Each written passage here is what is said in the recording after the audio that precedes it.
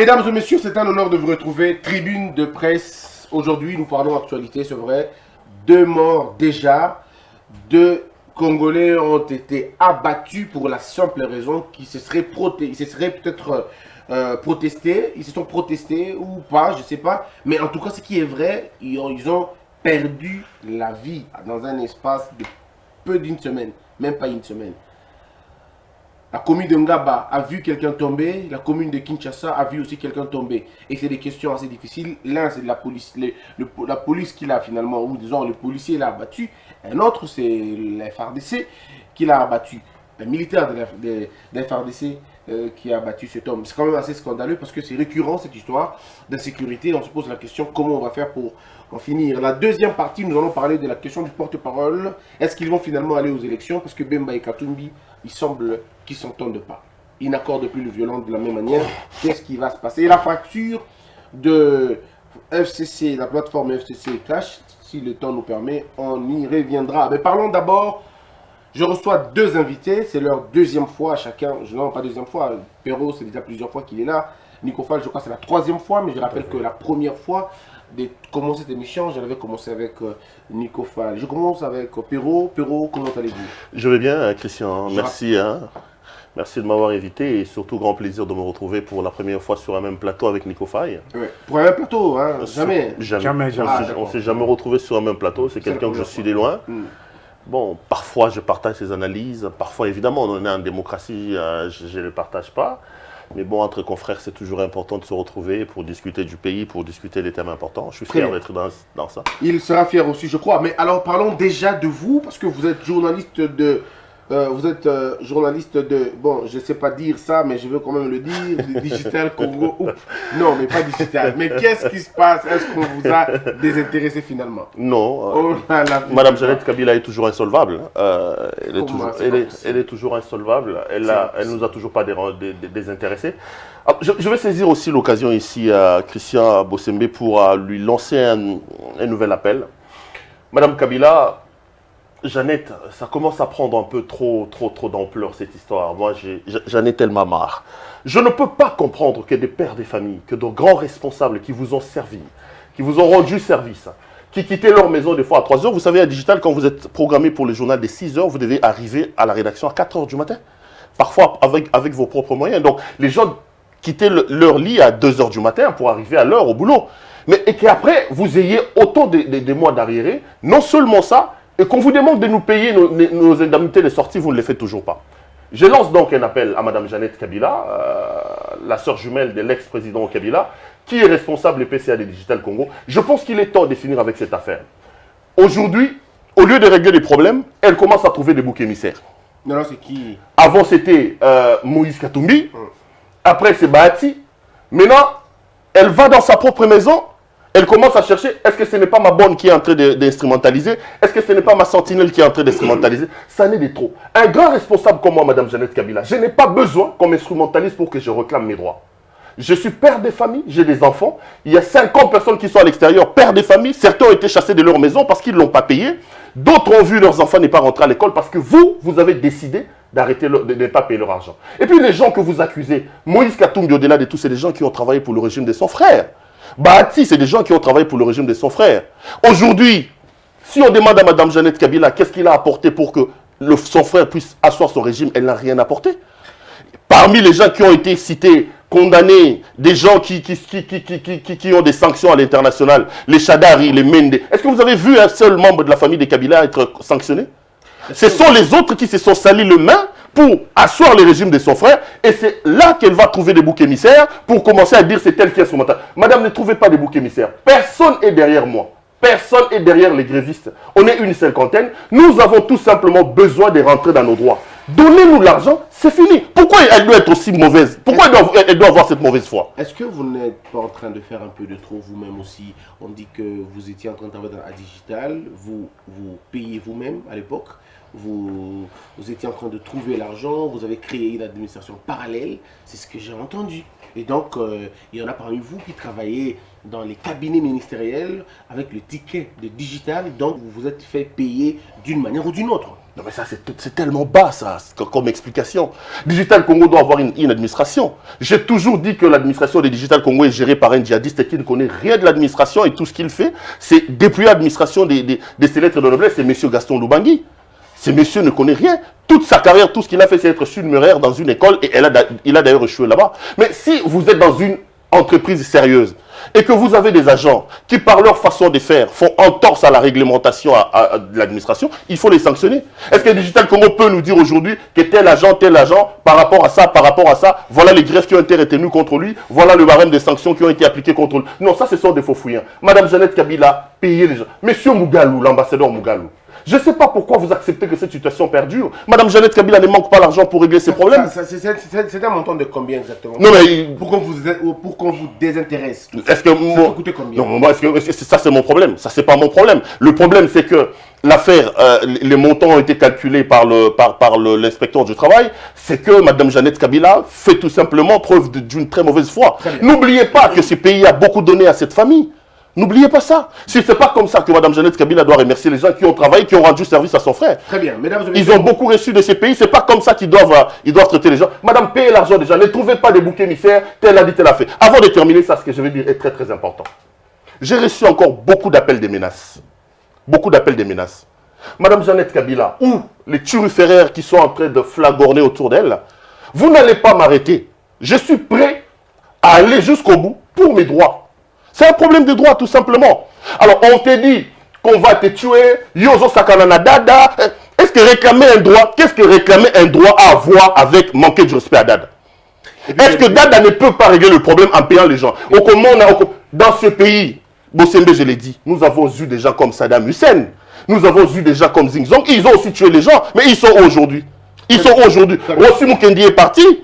Alors, personne ne partira. Attendez, payez les gens, arrêtez avec vos menaces là. Je lance d'ailleurs un appel ici. Je prends l'opinion à témoin. Je dis que par rapport à ce combat, je reçois des menaces. Je commence à me sentir en insécurité, mais ça ne m'arrêtera pas. Madame Jeannette Kabila doit payer l'argent des gens. C'est pas normal. Pas pour mourir parce qu'on a besoin de vous. La femme du creuseur a besoin que vous puissiez exister. Ou ne serait-ce que pour elle au moins. Alors, je parle avec vous maintenant, l'homme. Ouais. Celui qui a dit une chose. Qui se sont concrétisés. Très bien. Alors, dites-moi, Nicofal, vous aussi, vous avez été victime de l'insolvabilité. Il s'agit bien évidemment de celui que vous avez vanté. Vous avez créé même, on va le dire. Vous avez fabriqué une image, vous avez fait gober à la population quelqu'un. Et aujourd'hui, cette personne, votre propre chien, vous a mordu. Oui, il faut le reconnaître, j'ai été bien baisé. Très bien baisé. Attendez, c'est le terme que vous utilisez à la télévision. Par c'est pas possible. Bruno Tshibala. Ah, attendez 2 secondes. C'est lui. Je ne savais pas qu'il était homosexuel, Bruno Tshibala. Je ne savais pas. C'est lui qui vous a. Point. Allez-y. Alors, il faut quand même qu'on dise que j'ai eu au moins l'occasion de rappeler le fait.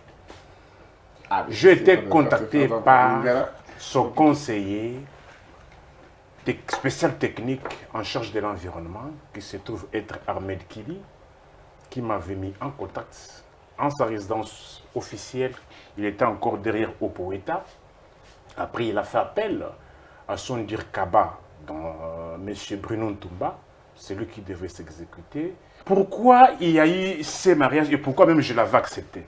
Parce que moi, j'avais une vision des élections. Je ne sais pas te comprendre ça. Écoutez, moi, j'avais une vision des élections. Vous savez que non, j'étais opposé à toutes sortes de dialogues qui devaient se tenir au Congo.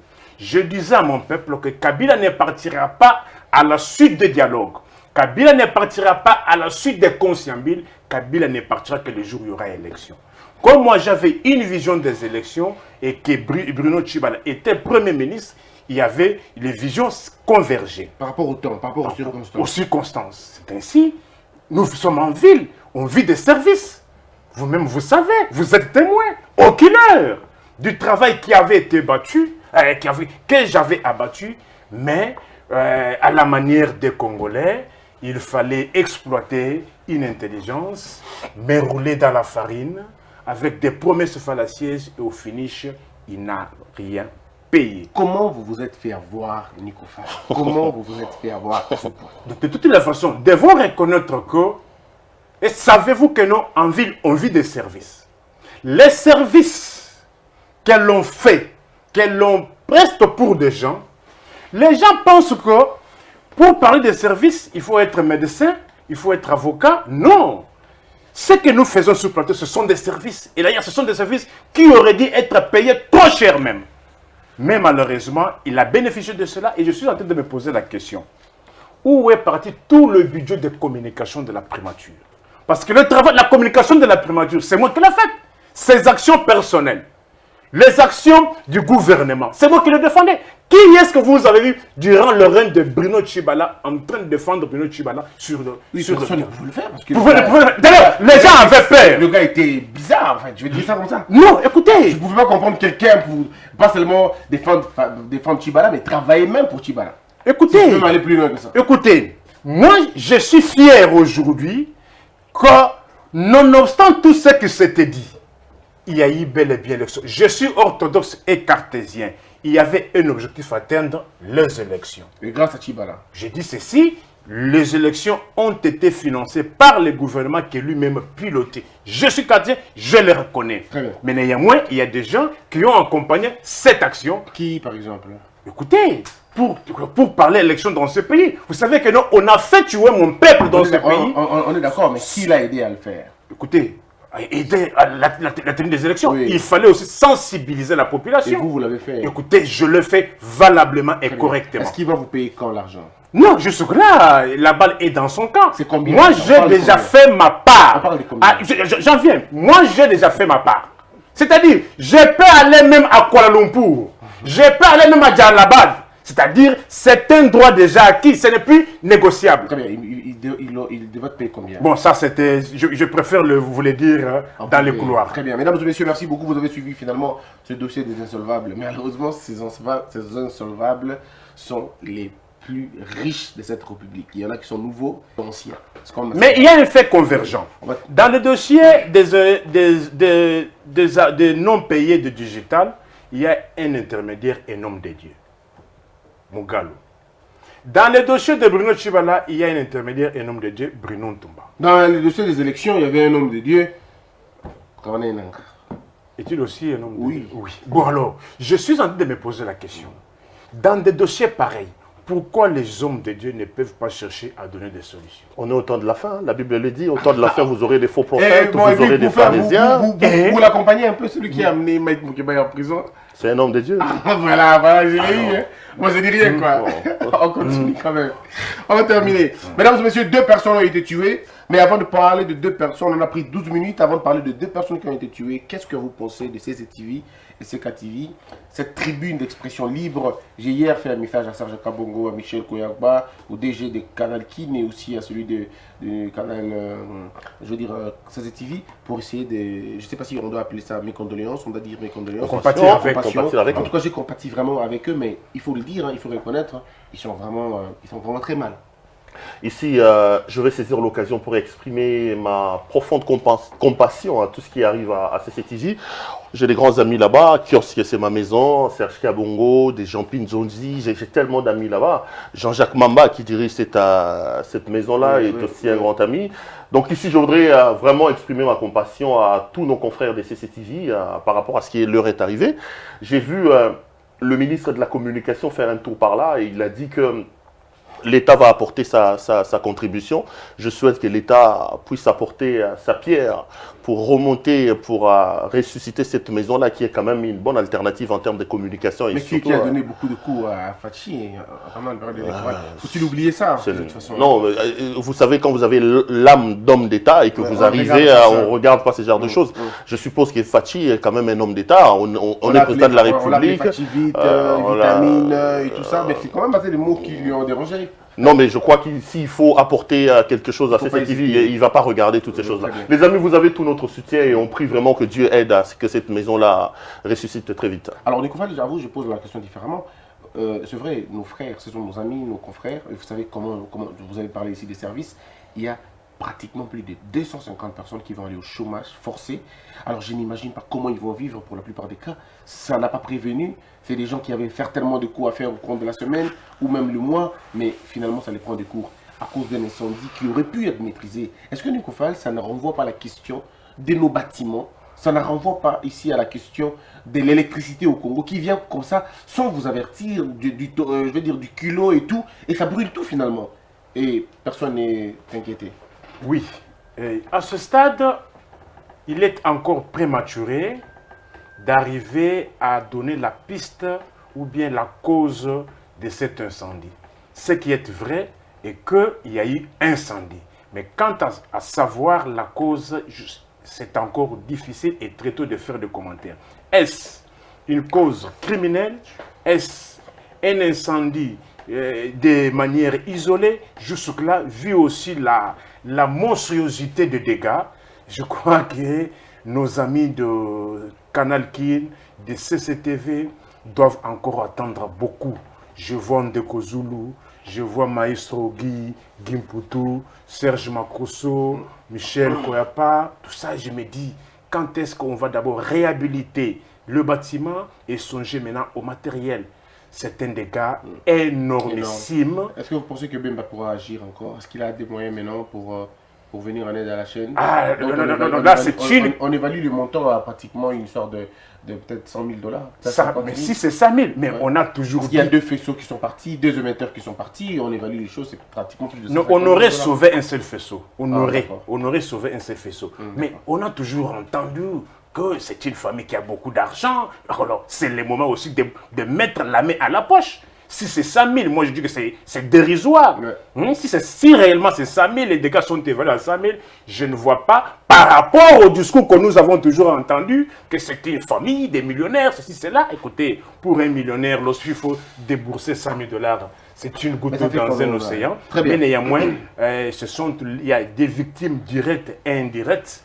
Et aujourd'hui, nos amis commencent aujourd'hui à penser 1001 fois sur leur avenir, parce que je ne vois pas cette situation-là être rétablie dans moins de 3 mois ou 4 mois. Alors, nous souhaitons que ça soit bien. Moi, j'ai demandé aux gens de bonne volonté, de bonne foi. Vous savez, vous n'avez pas besoin d'avoir des millions pour aider les gens. Vous pouvez appeler la direction de CKTV. Si vous avez un petit moyen, ils en ont besoin. Maintenant, ils en ont besoin. Ils ont même besoin des caméras de 1200, 3000 $. Ils en ont vraiment besoin. Il faut toujours soutenir cette tribune qui vous a aidé à écouter les messages.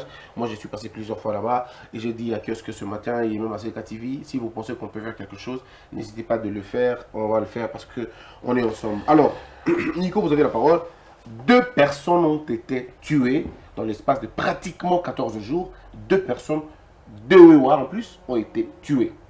Qu'est-ce que vous en pensez? Oui, tout à fait. Je ne saurais m'en passer de l'obligation nationale. Ah, je crois qu'on est... Mon peuple doit retenir qu'à ce jour, il reste 1522 jours pour la fin de ce mandat. Nous en sommes à 183 jours au-delà des 100 jours du chef de l'État et 45 jours pour Mike Mukebai. Pourquoi ce rappel national? Je n'aimerais pas être incompris dans l'opinion. Concernant les gouvernants, qu'ils n'oublient pas qu'ils sont en train de faire un mandat. Ce n'est pas une carrière. Nous n'aimerions plus qu'à la date fixée pour les élections, qu'on nous dise qu'il n'y a pas les moyens. Quant aux gouvernés, cette fois-ci, qu'on n'achète plus encore les smartphones. On a acheté 40 000 smartphones. Si vous faites la moyenne de 40 $ par smartphone, c'est plus ou moins 1 600 000 $ américains. Faut-il dépenser, jeter 1 600 000 à la place de payer 20 $ à chaque témoin pour qu'à la fin des opérations, le témoin vous ramène le PV? Il y avait 65 000 bureaux de vote. Qui dit 65 000 bureaux de vote, dit 65 000 témoins. Si on avait remis 20 $ à chaque témoin, on aurait ramené le PV et ce débat de vérité des urnes n'aurait pas eu lieu. Passons. Pour Mike Mukebai, vous dites 45 jours. Et 45 jours pour Mike Mukebai au CPRK. Et suite à l'intolérance du président de l'Assemblée provinciale de Kinshasa, Godé Mpoy. N'aidez pas, il ne faut pas aider Perrault à détruire, parce que Perrault, de ce côté-là, il... Non, ici, on donne le fait. Je pense à Mike Mukebai, nous tous soutenons Mike Mukebai. Alors, 2 morts à Kinshasa, parlons-en. C'est affreux, désolant, ahurissant, effrayant, écœurant. et abracadabrante pour C'est un Cafarnaum finalement. un simple besbi que mon peuple soit abattu de la manière brutale, cruelle et inhumaine. Est-ce qu'il y avait, est-ce que la sécurité, l'ordre public était troublé, même s'il était troublé, en vertu du principe de proportionnalité de réplique, les policiers ne pouvaient pas passer à l'extrême. La vie humaine est sacrée. Nous nous posons la question, le nouveau régime élu sur fond de l'état des droits, bonne gouvernance, est-ce que peut-on parler de l'état des droits par rapport à ce à quoi nous sommes en train d'assister? Moi, je suis en train de me poser la question. Si c'était à une époque, on aurait imputé cela à Sissabi Dimbu.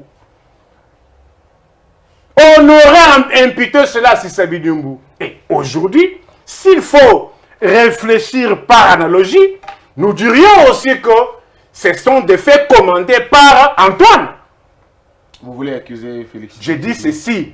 Je Si comprends bien. c'était à une époque, Oui, oui. on aurait dit que c'était Sissabi Dimbu. Oui, mais Mais cette fois-ci, doit-on aussi aller plus loin comme ça? C'est pour vous dire. on vous parlera de la formation des militaires. Est-ce que ces militaires sont formés? Parce qu'on ne parle pas là d'un mouvement qui devait mater la masse. On parle d'un conflit entre un policier et un homme de moto. Je ne sais pas si on peut les appeler comme ça. Et puis ça a dégénéré. Alors ça aboutit à des tirs. Tout à fait. Ouais. C'est la responsabilité de l'État. Oui, exactement. Les policiers ont commis ces forfaits, ces crimes dans l'exercice de ses fonctions.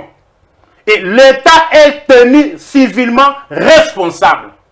Malheureusement, je suis en train de me poser la question, est-ce que l'État congolais va-t-il payer? Très bien. Alors, mais Perrault, deux jeunes garçons, c'est des pères de famille, peut-être.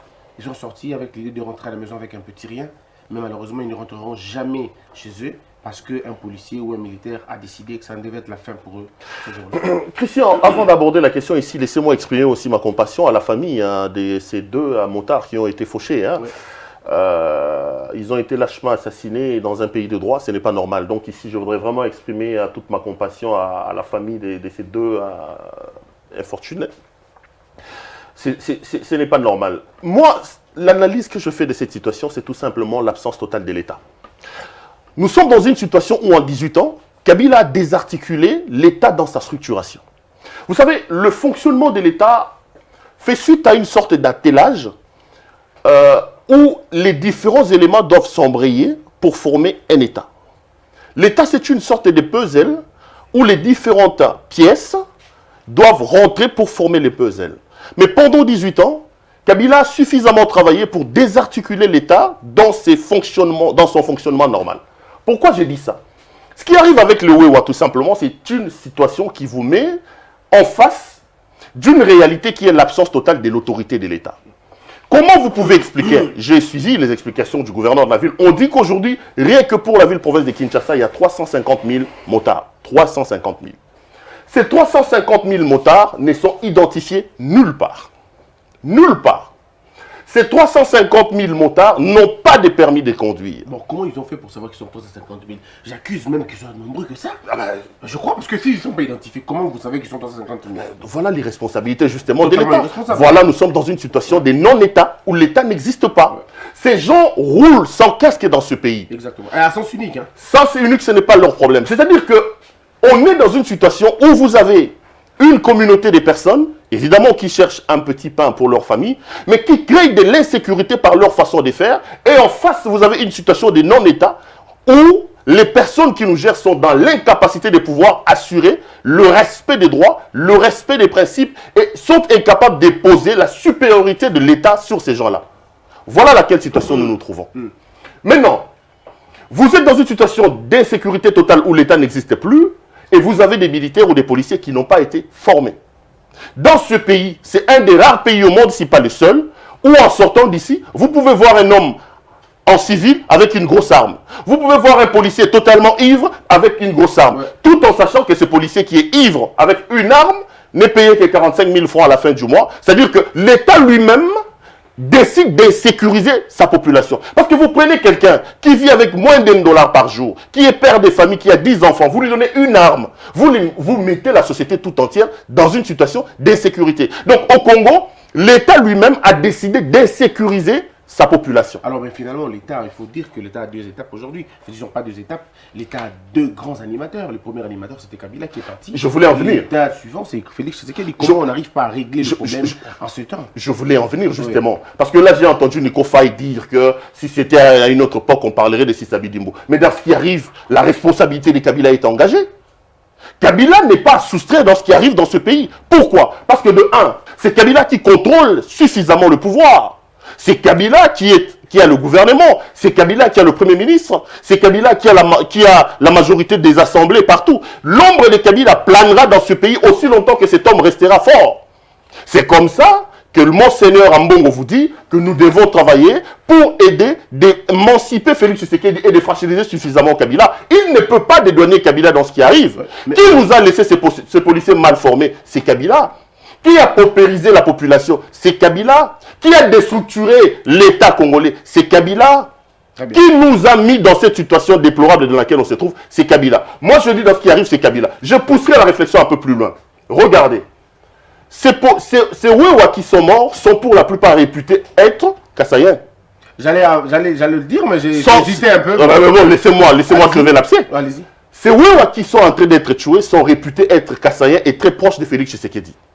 Est-ce que dans sa logique, Kabila n'est-il pas en train de préparer la population, véritable soutien de Félix, à s'opposer à Félix Tshisekedi? Tout est possible. Quand on sait le moment où ces assassinats sont en train d'arriver, c'est au moment où on sent une véritable fracture, on sent un mariage qui se profile à l'horizon entre d'un côté Kabila et de l'autre Félix Tshisekedi. Est-ce que ce n'est pas une opération structurée, organisée à partir de Kingankati? Moi je me pose la question. Est-ce que l'objectif n'est pas d'opposer la population, véritable soutien de Tshisekedi, à son héros qui est Tshisekedi? Tout est possible dans ce pays. Et avec Kabila, rien n'est possible. Avant de prendre Nico Fall, vous aurez le même temps timing, ne vous en faites pas Nico. J'ai entendu les chansons des motards. Ils disent Boko Bomabiso, Félix Takoyo Kassango. Boko Bomabiso, Félix Takoyo Kassango. Et si vous entendez certains motards disent Bazobe Tabiso Massa Sebalobi, Tozo Kansaki, Bokondjango, Tozui, Egobong Sabiso Bomoï. Est-ce que là, ce n'est pas une récupération politique finalement, ou c'est l'expression réelle d'un plan concocté la nuit? Non, ça c'est un sentiment naturel qui peut advenir. Moi, je suis en train de craindre la situation comme elle est en train d'évoluer. C'est comme ça que je commence à avoir l'impression qu'il y a une main noire de Kingankati derrière ce qui est en train d'arriver. Parce que le moment choisi pour ces assassinats, ce n'est pas un hasard. Les assassinats arrivent au moment où on dit que Kabila et Félix, le mariage commence à battre de l'aile. Le moment choisi, c'est là où on dit qu'il y a des bruits de bottes dans l'Est de la République démocratique du Congo. Est-ce qu'on n'est pas dans une logique où c'est Kabila qui est en train d'organiser la situation pour créer un soulèvement dans le pays, pour créer une fracture, un désamour entre d'un côté Félix et la population? Tout est possible. Et j'ai dit avec Kabila que tout est possible. Nico Fall, même timing, vous avez 4 minutes aussi. Dites-nous, parce que vous pensez aussi que ces motards en font un peu de trop, parce qu'aujourd'hui, il faut le dire que pas seulement parce qu'ils ont été abattus par les armes, mais ils meurent tous les jours de la vie, alors que s'ils avaient des casques, ça aurait réduit, ne serait-ce que s'il faut entendre les propos de certains spécialistes, au moins à 30% ou à 40% le décès que nous avons de nos amis motards qui ne respectent pas pour la plupart des cas les codes de la route, les policiers, ainsi de suite. Vous savez que moi, je n'ai pas de voiture comme vous. Moi, je vis avec mon peuple, mais je n'utilise pas moi la moto. Oui. Je n'utilise pas moi la moto. Je préfère prendre mon Transco, je préfère prendre des 107. Mais sauf dans des cas d'extrême urgence et peut-être sur les routes non asphaltées. Si vous dites qu'ils roulent sans casque, mais la chaussée sur laquelle ils sont en train de rouler, elle appartient à qui? Elle appartient à l'État. Est-ce que l'État ne voit-il pas? Il voit. Mais pourquoi n'agit-il pas? C'est de l'impuissance de l'État. Pourquoi l'État n'a jamais agi? Mais il est impuissant. Nous sommes dans un État non-État. Nous avons connu un rendez-vous manqué. Quel rendez-vous manqué? Le rendez-vous manqué. Moi, je suis en train de me poser la question. Antoine, est-ce que peut-on concilier le pardon et l'impunité? Les déboulonnages. D'un côté, vous avez parlé de déboulonnage. Et de l'autre côté, vous parlez pardon. Ce sont des choses qu'on ne peut pas concilier.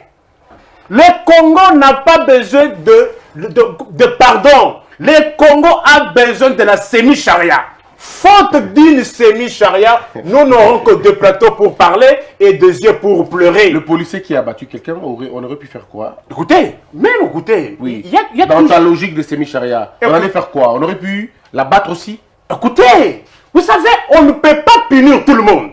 Mais on peut punir tout le monde à partir d'un échantillon. En faisant quoi exactement? Écoutez, En battant? la main Oui. qui a dégainé, mais c'est la même main qu'on doit amputer. Mais lui, il a amputé la vie de quelqu'un. Tout Pourquoi à amputer fait. lui la main? Écoutez, non. S'il y a eu mort, on doit aussi vous donner la mort. Et cette mort doit être donnée où? Sur la place publique. Là où l'infraction a été commise. À la limite, on peut même convoquer les gens au stade. Ok. Convoquer les gens au stade. Là, les gens auront au moins la discipline. Je connais un seul pays au monde, l'Afghanistan des talibans, où il n'y avait pas de voleurs de pain. Ils ont coupé les bras. Suite à la discipline, Ouais. l'État qu'a atteint la mentalité des Congolais, faute d'une semi-charia, nous n'aurons que des bouches Nicolas, moi pour je te parler. soutiens dans la logique de l'abolition, disons de la rétention de la peine de mort. Je suis pas. Mais Nicolas, c'est finalement la méthodologie que vous dites. Comment. Méthodologie. Oui. Écoutez, quelque part, je ramasse ce que Pierrot vient de dire. Il rapporte le propos d'Ambongo. Ambongo, c'est parmi les gens qui ont induit les gens en erreur. Au lieu de préparer les élections, ils étaient tous les dimanches sur les voies publiques en train de revendiquer la décrispation. C'est pas de ça qu'on parle. C'est- parle Non, non, non, non, non. Nicolas. Parce que aujourd'hui, on décrit Kabila. Je me dis ceci, je n'ai pas foi aux yeux. Kabila a échoué lamentablement sur le plan économico-financier. Parce qu'il a réussi dans certains plans. Mais écoutez, sur le plan économico-financier, Kabila a lamentablement échoué. Oui. Mais sur le plan politique, génie. Il a eu à rouler tout le monde qui l'insultait. Même ceux-là qui nous ont fait croire qu'il était rwandais, qu'il était tanzanien. Tous ont été roulés. Kabila a joué sa carte. En politique, on ne fait pas des cadeaux. Et vous voulez que Kabila, avec toutes les menaces que vous lui proférez, lui reste bras croisés? Nicolas, revenez au S'il te plaît. Revenez au centre, mais- En plus, en Bongo, moi je suis en train de me poser la question. Antoine cherche au moins à ce qui est allègement au niveau de l'enseignement. Mais voyez les pratiques dans les écoles catholiques. Je pose la question en Bongo. Est-il au courant de ce qui se passe à l'Athénée de la Gombe? On demande 24 000 francs congolais de l'infirmerie. S'il te plaît, nous sommes dans les... Écoutez, parce que nous n'aimerions pas... Ce n'est pas notre débat. Vous savez au moins qu'on n'est pas. Non, oh, il faut, c'est l'occasion aussi de ramasser les faits des sociétés. Je dis ceci, Athénée de la Gombe, on demande aux enfants 24 000 francs congolais de l'infirmerie. Les ministres de l'EPSP, vous avez dit ceci, que les frais seront fixés par le gouverneur des provinces ne dépassant pas 15 000 francs congolais. Très bien. En Bongo, allez à Don Bosco de Massina.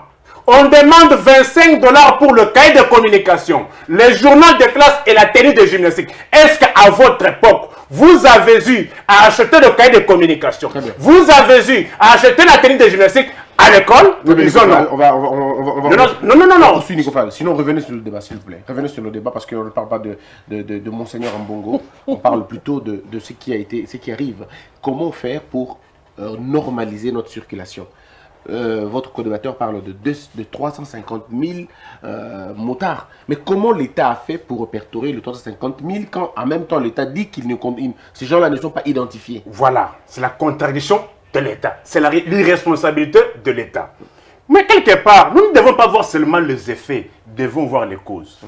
Pourquoi il y a eu cette prolifération de Wewa? C'est parce que l'État a tué l'Amiba. Il faut aller plus loin. Pas seulement à l'Amiba, Nicolas, il y a des gens, il y a des endroits où à qui vous ne pouvez pas circuler avec. J'ai dit ceci. Vous n'arrivez pas à circuler, il faut les motos. Hein. S'il vous plaît, Ah il faut ouais, être certain. La majorité, je ne dis pas tous, la majorité des Wewa, ce sont des gens qui étaient dans les mines de diamants, qui dépendaient aussi de manière directe et indirecte de l'Amiba. Parmi ces Wewa-là, il y a eu des gens qui ont eu à toucher déjà des 200 000 $ dans les Wewa-là. Il y a des licenciés dans les Wewa-là. Mais il faut vous interroger. Pourquoi ont-ils fui leur milieu d'origine pour la vie de Kinshasa? C'est parce qu'on a abandonné les provinces. Vous avez pris Si l'État, plus de temps que prévu. si l'État arrivait au moins à financer l'Amiba, je vous promets que vous verrez qu'il y aura une diminution sensible des Wewa sur les voies de Kinshasa. Alors, Pero, la même question, on va terminer pour parler de porte-parole. Est-ce que vous pensez aussi la même chose que cette, je dirais, prolifération de motards, c'est dû d'abord à l'AMIBA et aussi à la condition de route de Kinshasa, ou même à la demande de la population? Bon, avant d'aborder la question, je voudrais ramasser en 30 secondes un peu certaines choses que j'ai entendues Nico Faye évoquer ici. Je suis assez surpris de voir le populisme dans lequel il est en train d'évoluer. Je sais que Nico, c'est un homme des droits. Être sur un plateau avec quelqu'un qui prêche la loi des talions alors que nous sommes en plein 21e siècle, je suis assez surpris. Je ne comprends pas qu'on tue quelqu'un parce qu'il a tué. Moi, je suis de la race des personnes qui estiment qu'on ne règle pas une bêtise par une autre bêtise.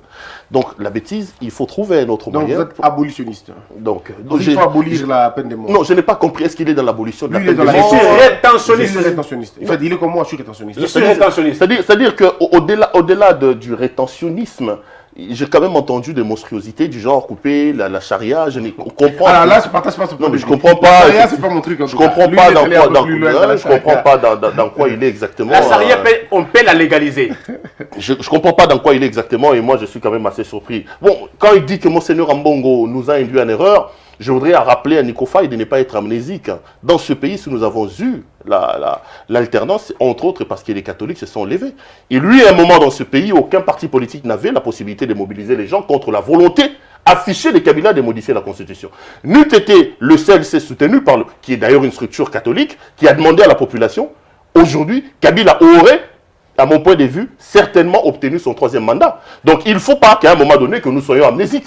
C'est grâce au combat mené par le CLC, je salue ici les Rossi Mukendi, les Thérèse Kapangala. Voilà les héros, Boloko, les gens qui ont versé leur sang grâce à l'église catholique et qui ont amené Kabila à capituler. N'eût été ça, Kabila serait certainement aujourd'hui encore au pays et serait certainement en train de continuer à détruire ce pays comme il l'a fait. Je reviens maintenant à la question des causes des Wewa. Là, je suis totalement d'accord avec lui. Aujourd'hui, vous prenez votre avion, vous descendez dans la province du Kasaï oriental en Bujimaï, vous avez des mendiants au pied de l'avion. Cette province-là a perdu de son aura et de son orgueil. C'est la seule province de ce pays où les mendiants arrivent jusqu'au niveau de la piste de l'avion. Hier, c'était pas ça. Hier, c'était le Moulouba Vantard. Quand vous arrivez là-bas, tu trouvais des gens habillés en 1000 couleurs, en train d'exhiber l'argent qu'ils ont, en train d'exhiber l'orgueil et la fierté qu'ils avaient d'être Kassaïens. Mais aujourd'hui, la province de ma mère, c'est la province où il y a plus de mendiants que toutes les provinces. Ça, c'est entre autres la responsabilité des Kabila. C'est entre autres la responsabilité des Kabila. Mais c'est eux qui ont tué Omiba, il faut dire. Ah ben c'est eux, ils sont responsables de ce qui arrive. C'est-à-dire, je reviens. Lorsque vous parlez aujourd'hui de la question des Wewa, c'est là, vous me rejoignez quand je vous ai dit que l'État était un attelage, était un assemblage de faits. Vous décriez la situation de Wewa, mais la situation provient d'où? Si l'AMIBA continue encore à fonctionner, si l'AMIBA continue encore à être le poumon de l'économie de la province du Kasaï, les Wewa ne seront pas ici. C'était la province où il y avait plus la fierté d'être là. Ça, c'est la première cause. La deuxième cause, c'est entre autres le problème des transports. Pourquoi vous avez les Wewa sur les chaussées de Kinshasa? Parce que l'État à lui seul n'a pas une politique de transport en commun. Matata nous a distrait avec ces histoires ici de, comment ça s'appelle, transport, esprit de vie. Mais il faut aller voir les montants qu'ils ont sortis par rapport à ces choses-là. À l'époque des Kabila, 1 kilomètre qui coûte 1 million de dollars américains pouvait être évalué à 7 millions de dollars. Parce que le régime, parce que la famille, parce que les bourses de ces régimes-là devaient se retrouver. Si l'État avait une politique de transport en commun, organiser le transport en commun, il y aurait certainement eu moins de Wewa sur les chaussées de Kinshasa. Voilà la situation dans laquelle on se trouve. Est-ce que le problème c'est ça ou malgré la situation que vous décriez, l'État devrait quand même se prendre en charge? Mais j'en viens. Vous demandez aux gens, les obliger de mettre des casques, les obliger de respecter le code de la route. J'ajoute un troisième élément. Au Burkina Faso, il y a beaucoup de motards aussi. Beaucoup plus même. Je corrobore ce que Nico Faye a dit par rapport à l'AMIBA. Je t'ajoute 2 éléments. Le deuxième, c'est le manque de transport. Le troisième, c'est l'irresponsabilité de l'État. Nous tombons dans une situation de non-État. C'est vrai que nous n'avons pas de transport. C'est vrai que nous n'avons l'AMIBA est par terre. Mais cela ne veut pas dire que l'État doit laisser faire. Le Wewa, il y en a à Kigali. Le Wewa, il y en a à Kigali. Il faut arriver à Kigali. Les Wewa sont identifiés. Chacun a son numéro. Ils se promènent avec des casse-poussières, chacun sur son numéro. Ouais. Ils sont propres. Les WOW, il y en a dans plusieurs pays d'Afrique ici. Mais ce n'est pas les désordres qu'il y a ici. Là, c'est l'absence totale de l'État, c'est l'irresponsabilité. Nous sommes dans une situation de non-État. Donc l'État ne peut pas se dédouaner de ses responsabilités. Et autre chose, voilà où il y a encore les responsables. C'est par rapport à la formation, à l'encadrement des policiers. Dans plusieurs pays du monde. Vous savez, aujourd'hui, par exemple, lorsque vous arrivez à Hong Kong, ça fait plusieurs mois que la population est dans la rue. Oui. Mais on n'abat pas les gens. On n'abat pas les gens. Ils sont à combien de morts déjà? 3, 4, je sais pas. Ah ben voilà. En tout cas, une situation comme ça, si c'était au Congo, on compterait plusieurs milliers de morts. Vous arrivez en Algérie, chaque vendredi, les gens sortent dans la rue. Mais il n'y a pas autant de morts que ça. Mais pourquoi? Parce que nous sommes dans une situation où l'État lui-même a voulu sécuriser sa population. Nico Fall, comment se fait-il que la bague, je veux dire, les chamailleries de 2 personnes peuvent entraîner la mort d'une d'entre elles? C'est-à-dire, on ne s'entend pas avec un policier, on débat, on s'insulte, même si ça ne peut pas, on ne peut pas l'expliquer comme ça. Mais après, quelqu'un dégaine son histoire, et bien il ouvre le feu sur vous. Vous savez, il ne faut pas toujours seulement voir les effets. La question que nous devons nous poser, dans quel état se trouvaient les policiers? Ça, c'est une question. Vous savez, un ventre affamé n'a point d'oreille. Lorsqu'on est affamé, on devient agressif. On devient aigri. Moindre geste, si vous avez là, vous pouvez arriver à dégainer. Les policiers démotivés, les policiers affamés, débordés par les problèmes familiaux, et que, par un pur hasard, ils se retrouvent par des vers, un inconscient aussi. Écoutez, incompréhension plus problème, vous voyez ce que ça peut donner. Vous voyez ce que ça peut donner. Ça donne tout ce qu'il y a de mal. Mais néanmoins, au finish, il faudrait qu'il y ait des sanctions exemplaires lorsqu'il y a ce genre de cas. Ça peut arriver dans tous les cas, parce qu'on a vu même à l'époque d'Obama, les Noirs étaient aussi confrontés à ces ça arrive assez souvent aux États-Unis. Alors, les policiers abattent les gens, quoi. Alors, il faudrait que à chaque fois qu'il y a un cas pareil, qu'on arrive à sévir. Il ne faudrait pas que demain ou après-demain, qu'on retrouve les policiers et entre-temps, les Wewa soient déjà enterrés et que sa famille reste comme ça sans être même récompensée. Il faudrait que cette fois-ci, parce qu'il y a beaucoup de dossiers dont l'État est reconnu civilement responsable, mais il n'arrive pas à s'exécuter. Que l'État, les policiers qui ont commis ces forfaits, ils ont posé ces actes dans l'exercice de leurs fonctions. Par ricochet, l'État est tenu civilement responsable. Il doit indemniser les familles des victimes. Très bien. Pourquoi notre État n'indemnise-t-il pas? On passe à autre chose, mais la grande question que moi je pose à notre État congolais, cher État, pourquoi laissez-vous les militaires en divagation? Pourquoi laissez-vous le policier avoir les armes réelles, comme on dit, nos armes, les armes létales. Pourquoi vous laissez les policiers avoir ces armes létales? Non seulement létales, mais aussi chargées que possible. Pourquoi laissez-vous des policiers? J'ai vu un militaire dans un bar, ivre, et il a son arme, il met sur ses genoux. Alors il est ivre. Alors on sait tous que l'ivresse et l'arme, ça ne s'entend pas.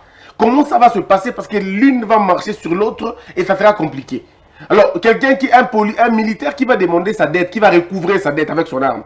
Mais attendez 2 secondes. Il ne veut pas entendre les reports. Il veut immédiatement que sa dette soit finalement payée. Donc, bref, on a des questions qu'on pose à notre gouvernement de pouvoir trouver une solution ailleurs. Vous pouvez faire 1 mois en train de circuler dans une ville, vous ne voyez pas un bien militaire. Vous ne le voyez pas. Et vous voyez des policiers, mais ils ont des armes non létales. Hein? Très bien, non létales. Létales. Ah, très bien. Bon, alors pourquoi chez nous c'est comme ça? C'est compliqué quand même. Porte-parole de l'opposition, Bemba Katumbi, vers un divorce, Pero Luara. Bon, est-ce qu'ils étaient déjà mariés? Pour en parler, sur la question, ils sont toujours dans la Mouka. La Mouka, c'est une vaste blague, je l'ai dit et je le répète. C'est une histoire qui est aujourd'hui, qui n'a aucun fondement. S'ils étaient tout simplement courageux, aujourd'hui, la Mouka, c'est une histoire qui devait disparaître. Il faut dissoudre la Mouka. Ça a été créé à un moment donné parce que le concours des circonstances demandait qu'on crée la Mouka. Et puis après, aujourd'hui, les élections étant passées, il faut absolument dissoudre la Mouka, que chaque leader rentre dans ses rangs pour préparer les prochaines élections. Mais ils sont en train de s'accrocher là-dessus, je ne sais pas pourquoi. 2 personnes sont en train de s'y accrocher. C'est Mozito et Martin Fayoulou. Mosito, parce qu'il sait que sans la Mouka aujourd'hui, il n'existait pas. C'est un leader mallette qui n'a aucun fondement, qui n'est enraciné nulle part C'est comme ça que vous le voyez? Mosito, c'est un leader mallette. C'est un leader mallette, je l'ai dit. Mais il réclame le meilleur de Premier ministre qui puisse exister en République démocratique. Non, Mosito, il doit arrêter de bêtises, mon cher frère. Je n'ai même pas 2 secondes à parler de lui. Il faut regarder ce qu'il a fait. Mosito, c'est l'homme qui nous a instauré dans ce pays les 50%, 50%. C'est-à-dire que vous avez une dette pour l'État, vous signez un contrat avec lui, il vous paye, vous lui ramenez 50%. Mosito, c'est l'homme qui s'est enrichi illicitement ici en construisant des maisons. Coco l'a dit. D'ailleurs, Martin Fayoulou lui-même nous a dit que Mosito, c'était un voleur. Tu as encore la vidéo, tu as vu la vidéo. Martin Fayoulou nous a dit que Mosito c'était un grand voleur, c'était quelqu'un qui s'était enrichi illégalement et illicitement. Donc je ne sais pas comment. Fachi aurait applaudi son époque, sa période. Non, je ne sais pas, j'ai même délayé ma pensée, je ne sais pas. Vous parlez de divorce entre Katumbi et Jean-Pierre Bemba. Je ne sais pas, parce que moi je considère qu'à un moment donné, ces personnes-là n'étaient pas en union parce que d'abord la Mouka. Aujourd'hui, c'est une structure où les avis sont tellement partagés. Vous avez d'un côté Katumbi qui dit qu'il fait l'opposition républicaine, Bemba qui ne se prononce pas complètement, et de l'autre, vous avez Fayoulou et Mosito qui disent qu'ils sont derrière la vérité des urnes. C'est un peu compliqué. Mais par rapport au porte-parole de l'opposition, je l'ai dit et je l'affirme, je pense que le porte-parole de l'opposition naturelle dans ce pays, c'est Moïse Katumbi. Pourquoi? Pour 2 choses. La première des choses, c'est que Katumbi, c'est le seul de ces 4 leaders qui s'est prononcé clairement sur l'opposition. Il dit, nous allons faire de l'opposition républicaine. Donc lui, il est dans la logique de l'opposition. Aujourd'hui, si Fayoulou, si comment il s'appelle, Mosito, se propose pour le poste de porte-parole de l'opposition, ça serait contradictoire à leur combat. Parce que Fayoulou, c'est un président. Il dit qu'il a été élu. On ne peut pas avoir dans une structure quelqu'un qui est à la fois président de la République et qui est à la fois opposant. Fayoulou ne peut pas être opposant à lui-même. Parce que lui, il a dit qu'il est président de la République, il est dans la logique de la vérité des urnes. Il ne peut pas se prononcer sur cette question-là. C'est le niveau de l'Assemblée nationale maintenant. Mais rentrons maintenant à l'Assemblée nationale. Si on revient à l'Assemblée nationale, la personne qui a la majorité des députés nationaux et des sénateurs, c'est l'ensemble de Moïse Katumbi. Logiquement, si on soumet la question même, on y va même au niveau des votes sans unanimité autour de ça et qu'on décide d'aller en vote, mais pourquoi Bemba refuse cela? Parce que Bemba ne veut pas cette logique. Bemba veut que ça soit de leur côté. Et c'est le député Eliezer Tamboué qui l'a dit. Il dit, à la lieu où vont les choses, nous allons aller aux élections parce que ceux qui ont 29 députés seulement, c'est-à-dire il parlait du MLC dynamique de l'opposition, ceux qui n'ont que 29 députés veulent diriger la question du porte-parole et même certains bureaux de certaines commissions. Non mais c'est logique, c'est logique que dans un état de droit que nous puissions avoir des voix qui s'élèvent. Mais même pas doit être logique avec lui-même. On ne peut quand même pas avoir un porte-parole de l'opposition qui a été condamné pour subordination des témoins à la CPI. Ce n'est pas incompatible en tout cas. C'est-à-dire que il faut faire d'une pierre 2 coups. C'est-à-dire qu'il y a des choses qui ne vous astreignent pas à l'incompatibilité, mais qui moralement vous choquent. Comment vous pouvez expliquer que quelqu'un qui a été condamné pour insubordination des témoins, nous sommes dans un régime où nous voulons lutter contre la corruption. Quelqu'un qui a subordonné les témoins, ça veut dire que c'est quelqu'un qui a corrompu les témoins. Il veut être porte-parole de l'opposition pour lutter notamment contre la corruption qui l'incrimine en fait. Logiquement, ça ne sera pas correct que nous puissions avoir Jean-Pierre Bemba. Moi, je pense qu'aujourd'hui, Bemba, s'il était logique avec lui-même, il travaillerait pour sortir des vrais leaders au sein du MLC, que lui-même soit un coach. Parce que moralement, son image est entachée, son image est salie avec ce qui s'est passé à la Cour pénale internationale. Jean-Pierre Bemba doit prendre un peu de recul, coacher les autres après. Aujourd'hui, Jean-Jacques Mamba, qui vous dites votre ami, est-ce que... Non, Jean-Jacques Mamba, c'est des compétences. C'est quand même un garçon compétent. Hein. Pourquoi Bemba ne le ferait pas sortir? Pourquoi Bemba ne le ferait pas sortir, par exemple? Mais Bemba aussi, c'est quelqu'un qui est dans la logique des moi ou rien. C'est moi ou rien. Rappelez-vous qu'il était en prison. Comme lui n'était pas candidat, il a refusé que les autres candidatures s'expriment au niveau du MLC. Je donnerai le même temps de parole à Nico Fall, mais quelqu'un m'a dit, et je le dirai aussi, il dit Bemba veut reproduire ce qu'il a fait à Genève. Ça veut dire le plus petit doit gérer le plus grand.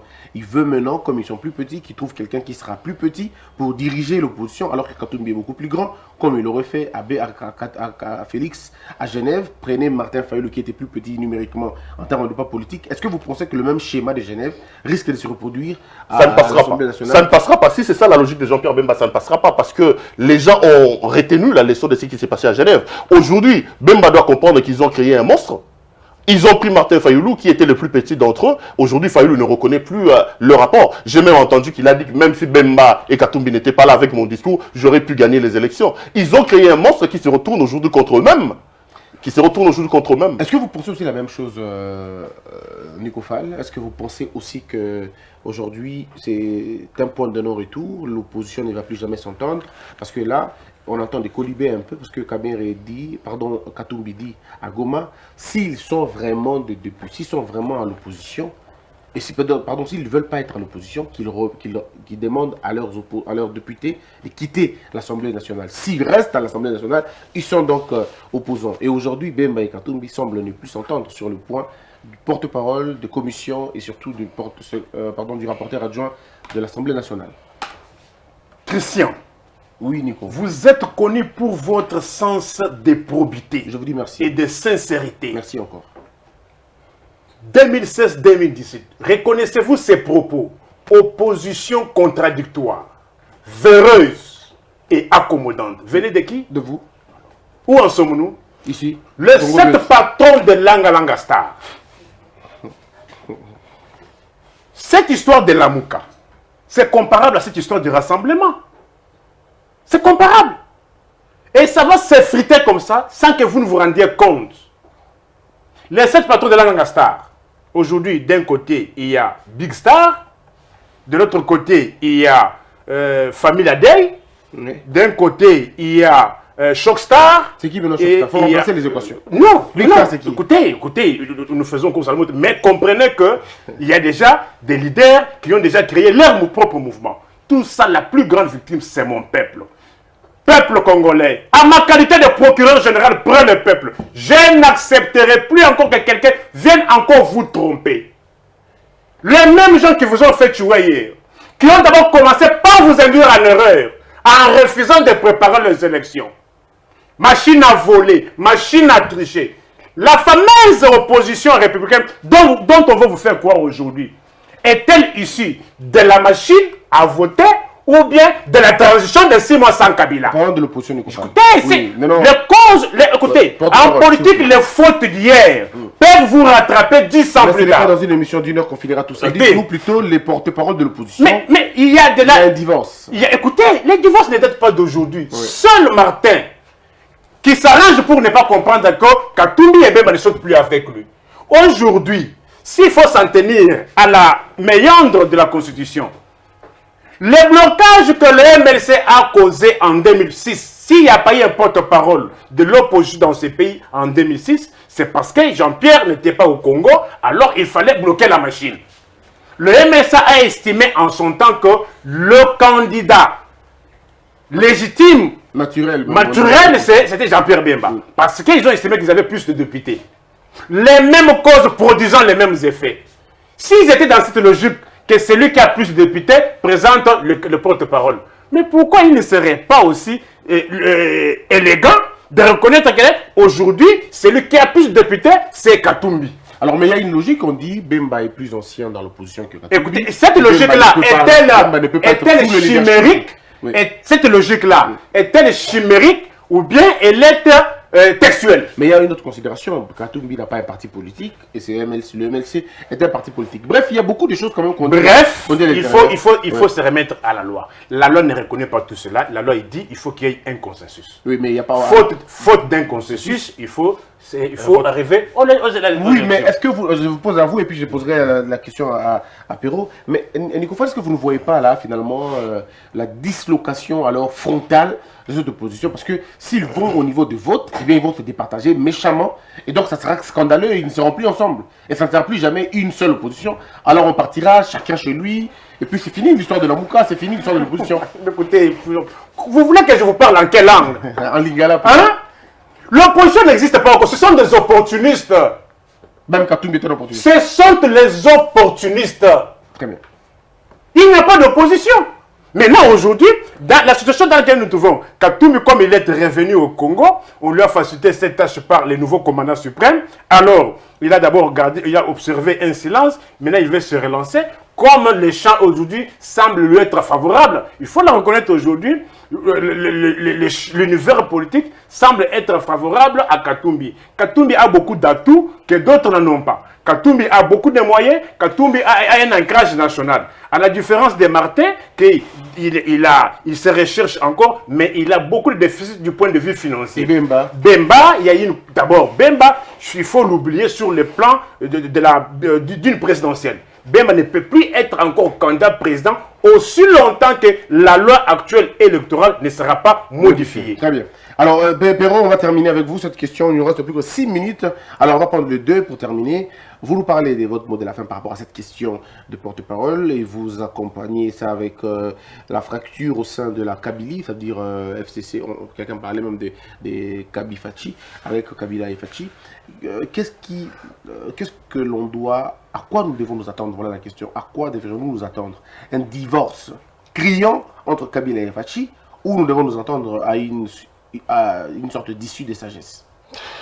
Bon, par rapport au porte-parole de l'opposition, je maintiens ce que j'ai dit. J'ai dit pour moi que Moïse Katumbi, c'est naturellement le porte-parole de l'opposition. J'ai donné les deux éléments qui me poussent à fonder ma réflexion par rapport à ça. Je pense que Bemba, Fayoulou et les autres doivent plutôt accompagner Moïse Katumbi dans cette logique. Je vous ai entendu parler d'une opposition qui va se fracturer, qui n'aura plus... Non, l'opposition, vous êtes dans une logique unioniste et de l'opposition. L'opposition, ce n'est pas un tout dans lequel tout le monde doit s'embrayer. Vous pouvez avoir plusieurs courants, mais qui composent l'opposition.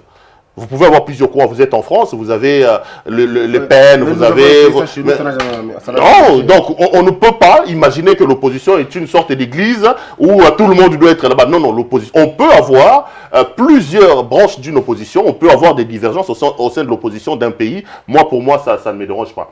J'en viens à la fracture entre Kabila et Félix Tshisekedi.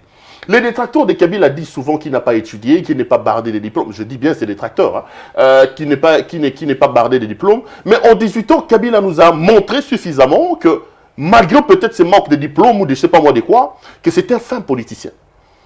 En 18 ans, Kabila a réussi à mettre sous ses pas des professeurs d'université qui n'hésitaient pas à faire la queue en public pour aller rencontrer Kabila sous forme d'un ayatollah. Je l'ai dit et je le confirme. J'estime, moi, personnellement, qu'aussi longtemps que Félix Tshisekedi aura sur ses épaules le poids de Kabila, il ne réussira pas son mandat. Pourquoi? Parce que les deux hommes ne sont pas dans la même logique. Ils sont pas dans la même logique. Après avoir géré 18 ans, après avoir fait ce qu'il a fait, parce que je le dis ici et je l'assume, le régime de Kabila était un régime de prédation, de corruption. Kabila est dans la logique de protection.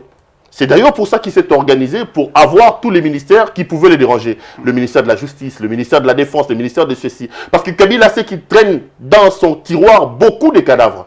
Il ne voudrait pas qu'on les quête ici dans ce pays. C'est comme ça qu'il s'organise pour avoir ça. Mais Félix, vous avez quelqu'un qui a de bonnes volontés. Le seul problème de Félix, c'est qu'il confond la réalité politique à de bonnes volontés. Félix croit qu'on est à l'église. Là où Kabila lui oppose les stratégies politiques, lui vient avec sa bonne volonté. C'est d'ailleurs Mozito qui disait que c'est un garçon honnête, tout ça, tout ça. L'honnêteté exagérée va certainement jouer un détour, un mauvais tour à Félix Tshisekedi. Je pense pour moi que la fracture, c'est la bonne chose. Et aujourd'hui, si vous faites un sondage dans le Congo, la majorité des Congolais ne veulent pas de ce mariage contre nature entre d'un côté. Les conséquences, malheureusement. Les conséquences dépendront de la capacité de Félix Tshisekedi à s'affirmer comme un fin politique. Vous savez, il y a beaucoup de frustrés au sein du FCC. C'est facile de fragiliser le FCC. C'est facile, je vous dis, si Félix mettait toutes les batteries en marche, c'est vraiment facile, très facile même, de déranger Kabila, de les fragiliser et même de fragiliser sa majorité. Son seul problème, c'est qu'il ne se montre pas en fin politique, mais plutôt un homme honnête. Très bien. Alors on va terminer. Nicofan, vous avez 3 minutes pour terminer cette émission. Oui, j'ai un trac ici émanant du laboratoire de l'UDPS Tshisekedi, où on dit le peuple d'abord, Toboy Coalition FCC Cash. Tokebisi Augustin Kabuya, Ndenge Azali Komema, Biso et Paya Kabila, Nabatunaye. Nemo Aouditou. Nul ne peut se prévaloir de sa propre turpitude. C'est-à-dire, même au sein de l'UDPS Tshisekedi, il y a une cassure entre la haute hiérarchie et la base. Les discours qu'on avait inoculés en son temps, vis-à-vis des Kabila. Aujourd'hui, la réalité est tout autre. Je ne vois pas par quel mécanisme on s'hasarderait à rompre avec Kabila. On ne peut pas scier l'arbre sur lequel on est assis. Qui est assis sur qui? J'ai dit ceci, l'on ne peut pas scier l'arbre sur lequel on est assis. Qui est assis sur qui? Si, écoutez, si nous devons nous en tenir au discours 2012, 2014, 2015 et ce qui se passe aujourd'hui, mais qu'est-ce qui empêcherait à la haute hiérarchie de l'UDP Tshisekedi de rompre cette relation? C'est-à-dire, ils sont dans l'incapacité de rompre cette relation. Dans l'incapacité. D'ailleurs, si vous lisez l'étude de Ludor, il a répondu à Augustin que... Vous n'avez pas le niveau... Augustin, vous savez ce que Chadar il sait. Oui, mais ça tout le monde le dit, non? Ça, tout le monde le dit. Vous savez ce que Chadar il sait. C'est-à-dire, ici se pose un problème de l'origine du pouvoir. De l'origine du pouvoir. C'est bien beau de le dire. Mais de quelle manière avons-nous le pouvoir? Et vous pensez qu'on aille de quelle manière? J'ai dit ceci. De quelle manière avons-nous le pouvoir? Mais pourquoi on n'arrive pas? Je me pose la question. Les discours, combien de maisons de gens nous avons saccagées pour le nom de Kabila?